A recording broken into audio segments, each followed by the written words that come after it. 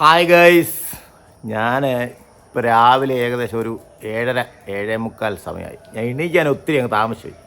കാരണം ഇന്നലെ ചിന്മുൻ്റെ ചോറൂണല്ലായിരുന്നു. അപ്പോൾ ചോറൂണൊക്കെ കഴിഞ്ഞ് വന്നിട്ട് പിന്നെ അത് കഴിഞ്ഞിട്ട് അമ്പലം ഉണ്ടായിരുന്നു. അപ്പോൾ അമ്പലം കഴിഞ്ഞിട്ട് 7:30 ആയി അമ്പലത്തിൽ നിന്ന് എത്തിയപ്പോൾ. അത് കഴിഞ്ഞിട്ട് പിന്നെ നമ്മുടെ അത്തപ്പൂക്കളമൊക്കെ വൃത്തിയാക്കണം. ഞാൻ കാരണം ഡെയിലി ഈ പൂക്കളമെല്ലാം തട്ട് ഒന്ന് വൃത്തിയാക്കിയിട്ടേ കിടക്കത്തുള്ളൂ. കാരണം രാവിലെ എണീറ്റ് എല്ലാം സെറ്റ് ചെയ്യണ്ടേ, അതിന് വേണ്ടിയിട്ട്. അപ്പോൾ അങ്ങനെ ഉറങ്ങിയപ്പോഴും ഇത്തിരി താമസിച്ചു, ഒരു 10-10:30 ആയി. അത് തന്നെ ഈ സദ്യ കൊണ്ട് കഴിഞ്ഞാൽ നമുക്കൊരു മത്ത് വരുമല്ലോ. അങ്ങനെ മത്ത് പിടിച്ച് കിടന്ന് സുഖമായിട്ടിരുന്ന് ഉറങ്ങിപ്പോയി.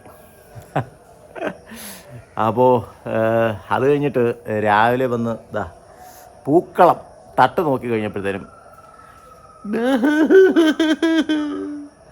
മഴയൊക്കെ പെയ്ത് നല്ല കോഞ്ഞാട്ടടിച്ചിരിക്കുന്നു. മഴ പെയ്ത് അത്തത്തട്ടെല്ലാം നനഞ്ഞ് റെഡി ആയിട്ടിരിക്കുക. അപ്പോൾ ഇനിയിപ്പോൾ പോയി ചാണകം ഇല്ല, അപ്പോൾ ചാണകം പോയി എടുത്തുകൊണ്ട് വരണം. എന്നിട്ട് അത്തത്തട്ടൊക്കെ റെഡിയാക്കണം. അപ്പോൾ ആദ്യം പോയി ചാണകം എടുത്തുകൊണ്ട് വരണം. അതിനുശേഷം പോയി കുളിച്ചിട്ട് അത്തത്തട്ട് ഒന്ന് സെറ്റ് ചെയ്തിട്ടിട്ട് അത്തപ്പൂക്കളമൊക്കെ ഇട്ടിട്ട് ഇന്നിനിപ്പോൾ വേറെ 2-3 കൂട്ടം പ്രോഗ്രാമുണ്ട്. അപ്പോൾ അതെല്ലാം നമുക്കിന്ന് കാണിച്ചു തരാം. അപ്പോൾ എൻലെസ് ജേണി ബൈ ദീപുവിൻ്റെ ഇന്നത്തെ വീഡിയോ തുടങ്ങുന്നു. ഇഷ്ടപ്പെടുകയാണെങ്കിൽ സബ്സ്ക്രൈബ് ചെയ്യണം, ലൈക്ക് ചെയ്യണം, ഷെയർ ചെയ്യണം, കമൻറ്റ് ചെയ്ത് അടിച്ചു പൊളിക്കണം. ഓക്കെ,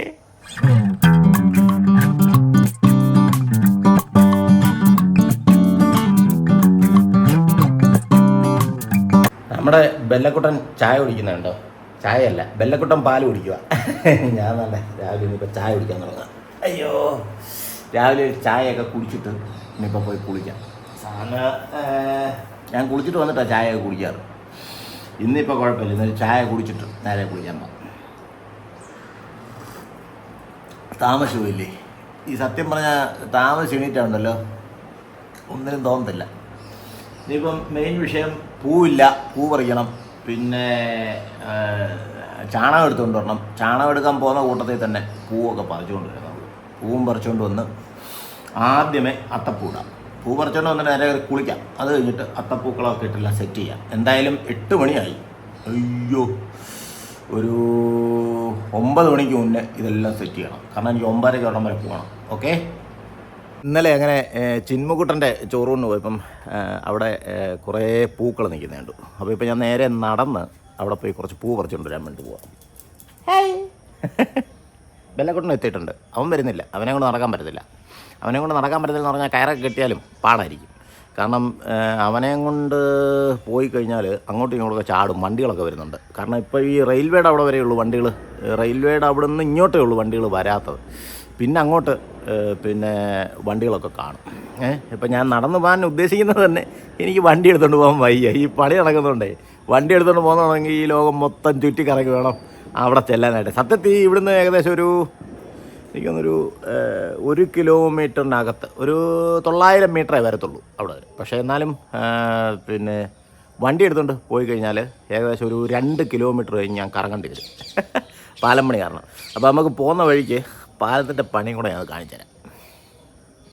ഞാൻ സത്യം പറഞ്ഞാൽ കേസ് 2-3 മാസമായി സത്യം പറയാൻ നടക്കാനും പോയിട്ട് എക്സർസൈസും ഒന്നുമില്ല, ജിമ്മിനും ഒന്നും പോകുന്നില്ല.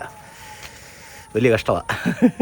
അപ്പോൾ ഇന്ന് ഒന്ന് നടക്കാം. ഇന്ന് നടക്കാൻ പോയിട്ട് വരുമ്പം നല്ല മൂഡിലാകുകയാണെങ്കിൽ നമുക്കിതങ്ങ് കണ്ടിന്യൂ ചെയ്യാം. അയ്യോ, അതിൻ്റെതായിട്ടുള്ള ചെറിയ അണപ്പമൊക്കെ ഉണ്ട്. ഇനിയിപ്പോൾ ഉടനെ എക്സർസൈസൊക്കെ തുടങ്ങണം. നമുക്ക് ഇവിടുത്തെ പണിയുടെ അപ്ഡേഷൻസൊക്കെ ഒന്ന് നോക്കാം.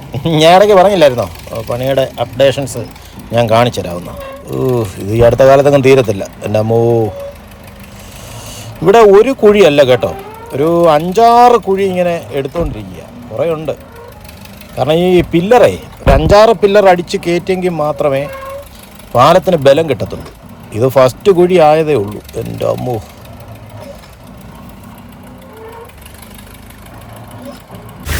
അപ്പോൾ ഇതൊക്കെയാണ് പാലത്തിൻ്റെ അപ്ഡേഷൻസ്. ഇതിപ്പം കുഴിയൊക്കെ എടുത്തുകൊണ്ടിരിക്കുന്നുള്ളൂ. ആ കുഴി തന്നെ കുഴിച്ചുകൊണ്ടിരിക്കുക. ഇതുപോലെ കുറേ പില്ലറുകൾ വരും എന്ന് പറഞ്ഞാൽ ഈ കുഴി മാത്രമല്ല, ഇതുപോലെ ഒരു 5-6 കുഴികൾ വരും. അയ്യോ, അപ്പോൾ ഇനി നേരെ പോയി പൂ എടുത്തുകൊണ്ട് വരാം. ഞാൻ കവർ എടുത്തില്ല. ഇനിയിപ്പോൾ അവിടെ ചെന്നിട്ട് അമ്മയുടെ കയ്യിൽ നിന്ന് കവർ വാങ്ങിക്കാം. ഹായ് ഗൈസ്, അപ്പോൾ വിശാഖത്തിൻ്റെ അത്തപ്പൂ ഞാൻ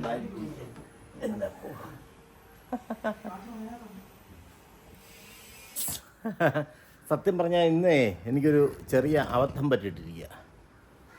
ഇന്നലെ എനിക്ക് വീഡിയോ അപ്ലോഡാക്കാൻ പറ്റിയില്ല. പറ്റാത്തതിൻ്റെ കാര്യം എന്ന് പറഞ്ഞാൽ പിന്നെ കുറേ കാര്യങ്ങൾ ബിസി ആയിപ്പോയി. അപ്പോൾ ഇത് അനിഴം നക്ഷത്രത്തിലെ അത്തപ്പൂവാണ് ഗൈസ്. അങ്ങനെ അത്തപ്പൂവൊക്കെ ഇട്ട് കഴിഞ്ഞപ്പോൾ നമ്മുടെ അഗ്നിച്ചേട്ടൻ ഇപ്പോൾ വിളിച്ചു. എന്തോ ഒരു സർപ്രൈസ് ഉണ്ട്. ഞാൻ കുറേ നേരം നിർബന്ധിച്ച് നോക്കി എന്തോ സംഭവം എന്നുള്ളത്. അപ്പോൾ പെട്ടെന്ന് അഗ്നിച്ചേട്ടൻ്റെ വീട്ടിലോട്ട് എല്ലാം പറഞ്ഞു. അപ്പോൾ എന്തോ ഒരു സംഭവത്തിന് ഷൂട്ട് ചെയ്യാൻ വേണ്ടിയിട്ടാണ്. അപ്പോൾ എന്താണ് കാര്യം എന്നുള്ളത് കുറേ നേരം നിർബന്ധിച്ച് ചോദിച്ചിട്ടും പറഞ്ഞില്ല. താമരയുമായിട്ട് ബന്ധപ്പെട്ട എന്തോ കാര്യമാണെന്ന് പറഞ്ഞു. അപ്പോൾ ഞാനും കുറച്ച് ത്രില്ലടിച്ച്.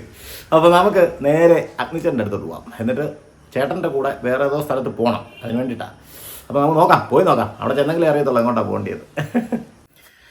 ഞാനങ്ങനെ അഗ്നിച്ചേട്ടൻ്റെ വീടിൻ്റെ അടുത്തെത്താറായി. അപ്പോൾ പെട്ടെന്ന് സൈഡിൽ കൂടെ വന്ന ഒരാൾ ഡോറിൽ ഇങ്ങനെ തട്ടിയിട്ട് ഒരു സംഭവം പറഞ്ഞു. ഒരു ഉഗ്രം കോമഡിയാണ്. ഞാൻ അത് കാണിച്ചു തരാം.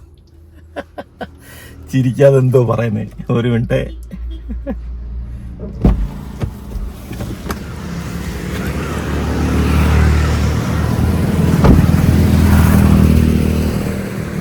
നമ്മുടെ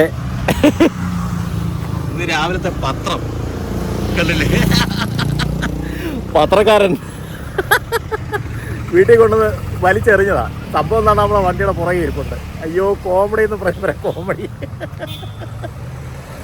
എന്തോ പറയാനാണ് പറയുന്നത്. ഇവിടെ ഇങ്ങനെ ജസ്റ്റ് ഒട്ടിപ്പിടിച്ചിരിക്കുകയായിരുന്നു. അപ്പോൾ ഇത്രയും ദൂരം എങ്ങനെ ഇത് പറന്നു പോകാതെ എത്തി എന്നുള്ളതായിരുന്നു. പറന്നൊന്നും പോയില്ല. അയ്യോ കൊള്ളാം. കണ്ടില്ലേ ഇന്നത്തെ പത്രമാണ്. ഇനിയിപ്പോൾ കുറച്ചുകൂടെ ഉള്ളൂ ചേട്ടൻ്റെ വീട്ടിലോട്ട് പോകാൻ.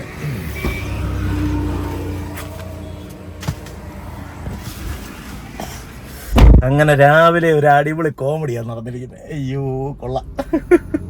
ഗൈസ്, ഞാൻ ഇവിടെ അഗ്നിച്ചേട്ടൻ്റെ വീട്ടിലെത്തിയപ്പോൾ വളരെ ദയനീയമായ ഒരു കാഴ്ച കാണുന്നത്. ഇപ്പോൾ ഇവരുടെ ശരിക്കും കൈമനത്താണ് സ്ഥലം.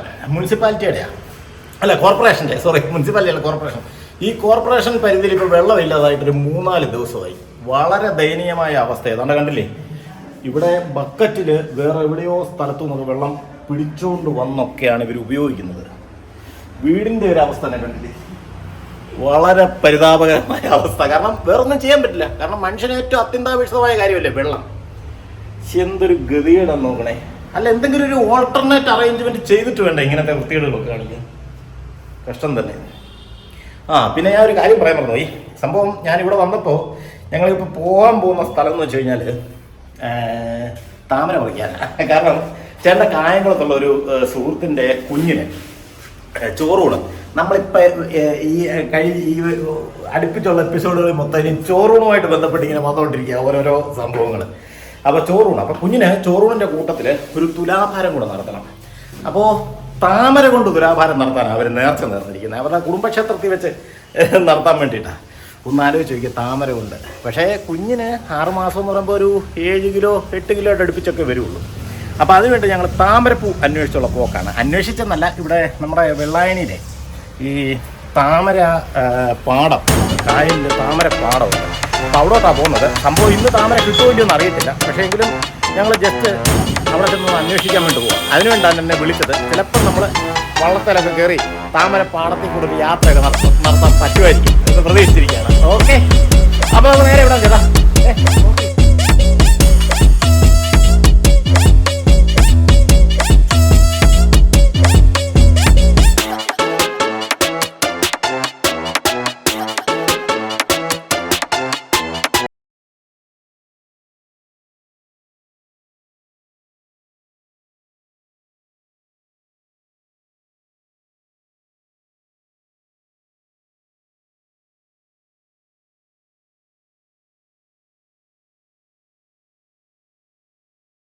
ഞങ്ങൾ താമരപ്പൂ അന്വേഷിച്ച് ഇപ്പോൾ എത്തിയിരിക്കുന്നത് കണ്ടില്ലേ,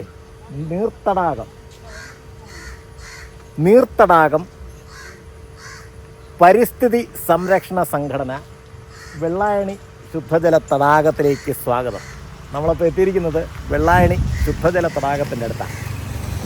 അടിപൊളി വൈബെന്നും പറഞ്ഞാൽ പോരാ, കിടിലൻ വൈബാ. അപ്പോൾ ശരിക്കും പറഞ്ഞാൽ ഇപ്പം താമര അന്വേഷിച്ച് നമ്മൾ ഇറങ്ങിയതാണ്. പക്ഷേ താമര കിട്ടുന്ന കാര്യം ബുദ്ധിമുട്ടാണ്. അപ്പോൾ നമ്മൾ നോക്കിക്കഴിഞ്ഞപ്പോഴത്തേനും താമരപ്പാടത്ത് ഒറ്റ താമരയില്ല. അപ്പോൾ ഇനിയിപ്പോൾ അത് ഉണ്ടായി വരണം. അപ്പോൾ നമ്മളെല്ലാം ഇടപാട് ചെയ്തു. അപ്പോൾ ഒരു അടുത്ത ആഴ്ച വല്ലതും വന്നു കഴിഞ്ഞാൽ അവർ താമരപ്പൂ എല്ലാം സെറ്റ് ചെയ്ത് വെക്കാമെന്ന് പറയും. താമരപ്പൂ പറിക്കാനും ഇറങ്ങാമെന്ന് പറയും. നമ്മളെ കൂടെ കൊണ്ടുപോകാമെന്ന് പറയും. അപ്പോൾ ഇപ്പോൾ ജസ്റ്റ് മൊത്തത്തിൽ ഈ തടാകത്തിൽ കൂടെ വള്ളത്തിൽ ഞങ്ങൾ അടിച്ച് പൊളിക്കാൻ പോവാണ്. ഓക്കെ,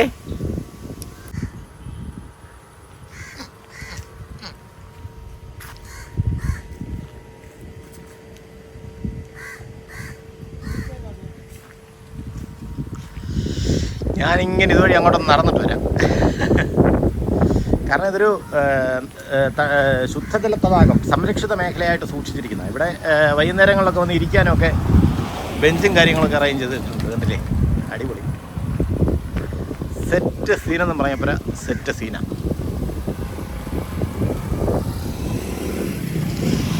ശരിക്കും പറഞ്ഞാൽ ഇത് മുനിപ്പാറ വെച്ചിട്ടേ നമ്മൾ കണ്ട ഒരു സ്ഥലമായിരുന്നു. മുനിപ്പാറ നിന്നപ്പം ഈ തടാകം നമുക്ക് അവിടെ നിന്ന് കാണാൻ പറ്റും.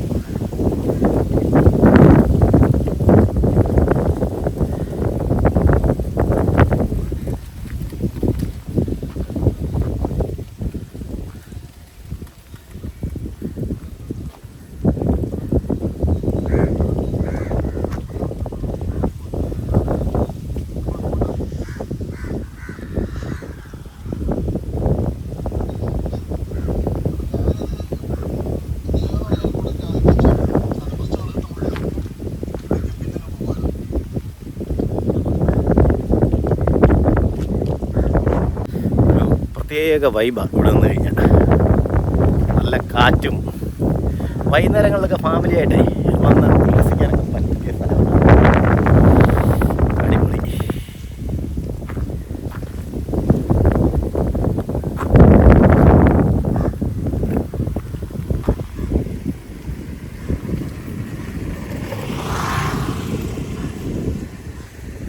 സെറ്റ് സ്ഥലം എന്ന് പറയാൻ സെറ്റ് സ്ഥലമാണ്. ഇപ്പോൾ നമ്മൾ ഇവിടുന്ന് വള്ളത്തെ കയറി ജസ്റ്റ് ഒരു കറക്കം.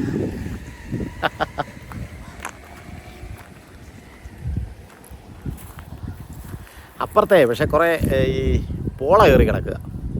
ഇപ്പുറത്ത് പക്ഷെ നന്നായിട്ടുണ്ട്. അല്ലേ, തടാകം നല്ല രീതിയിൽ സംരക്ഷിച്ചിരിക്കുക, ശുദ്ധജല തടാകമായിട്ട്.